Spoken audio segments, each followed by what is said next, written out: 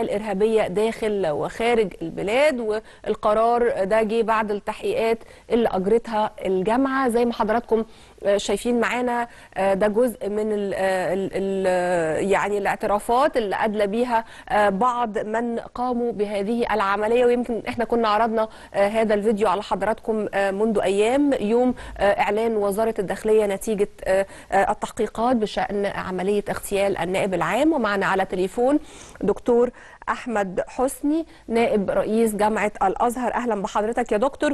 والقرار الفصل ده جه بعد التحقيقات، تفاصيل التحقيقات إيه؟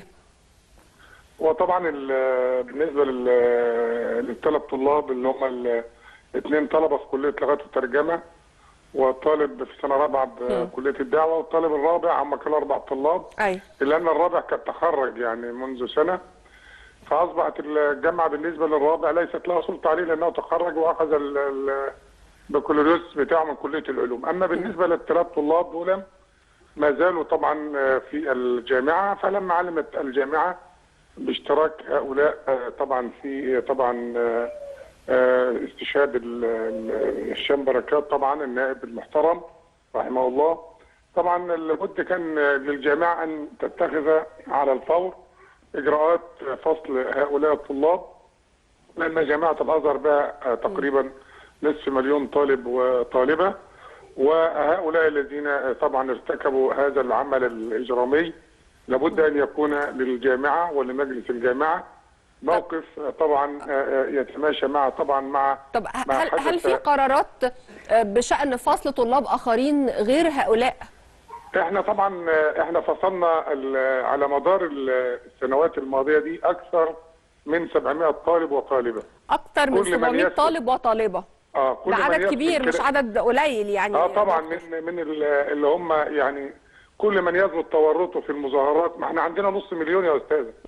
يعني كل من يثبت تورطه في قيام مظاهرات او اعمال تتنافى مع القواعد التعليميه، الجامعة لا تألو جهدا اللي هي تقوم على الفور بتحويل للتحقيق حتى يكون الفصل فصل قانوني. وبعد التحقيق طبعا تقوم الجامعة بعمل مجلس تأديب، المجلس يقرر فصل الطالب فصلا نهائيا من الجامعة. وصلتوا لل 700 طالب دول ازاي؟ يعني تأكدتم على مدار 700 طالب وطالبة يعني متورطين في أعمال عنف، على مدار 4 سنوات. يعني مثلا على مدار 4 سنوات يعني كل سنة مثلا 150 طالب 160 طالب. انما طبعا احنا السنة الماضية وهذه السنة طبعا الامور طبعا استقرت، فطبعا الفصل كان يعتبر نادر جدا، لا يتعدى 10 طلاب او 12 طالب تقريبا في السنة الاخرانية دي، لان الامور استقرت ليس في جامعة الازهر فقط وانما في جميع اركان الدولة. يعني ما هو يعني هنا بقى عاوز اسال حضرتك السؤال بقى بصراحه اللي بيردده البعض، انه في ناس بتقول انه جامعه الازهر بتخرج ارهابيين. لا، هذا كلام غير صحيح بالمره، لان انا قلت لحضرتك جامعه الازهر بها انتوا بتعتمدوا على الجانب السلبي، انما هناك جوانب ايجابيه كثيره. اما اقول 3 طلاب او 4 طلاب من نص مليون طالب، طبعا هذا امر طبعا ليس فيه نسبة على الإطلاق. لكن يعني البعض بيؤكد أن هناك مناهج في جامعة الأزهر تحتاج إلى تنقيتها من الكثير من الشوائب التي ربما تدعو الناس للجهاد بطريقة غير يعني بالسيف زي ما للأسف الإعلام يعني أكد على الطلاب الذين ينتمون إلى جامعة الأزهر. نعم. إنما هناك أفراد آخرون اشتركوا معه، الإعلام أكيد. لم يركز عليهم. لا يعني أكيد طبعا. ولكن إنه الإعلام مش ركز عليهم. هو ولكن طبعا كان كل ضيف بنستضيفه بيقول إن هو ملحوظ أو شيء يعني ينبغي أن نتوقف عنده، إن بعض من يقوم بهذه العمليات كانوا من خريجي الأزهر، فأكيد ده كان حاجة مهمة إن إحنا نتوقف عندها. لا، من يقول هذا كلام غير صحيح بالمرة. الأزهر يعني يدرس الوسطية. الأزهر يخرج علماء أفاضل.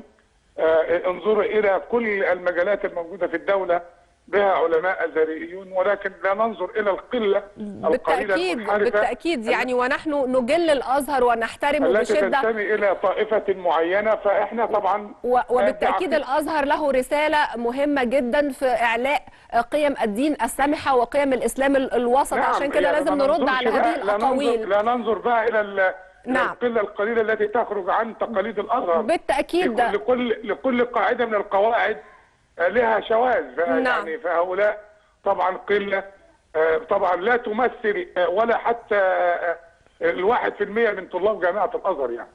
طب أنا يعني موافقة حضرتك 100%، لكن سؤالي وبصراحة يعني، وحضرتك يعني أستاذ جليل في جامعة الأزهر، هل حضرتك شايف إنه مناهج جامعة الأزهر خالية من الشوائب؟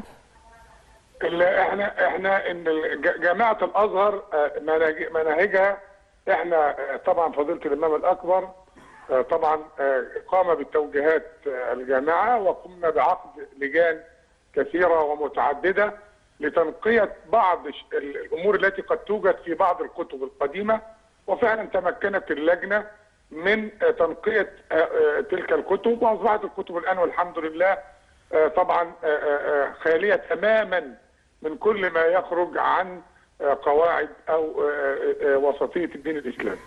طيب نتمنى ذلك. أنا بشكر حضرتك شكرا جزيلا دكتور أحمد حسني نائب رئيس جامعة الأزهر. طيب الحب ما بيعرفش ولا مكان ولا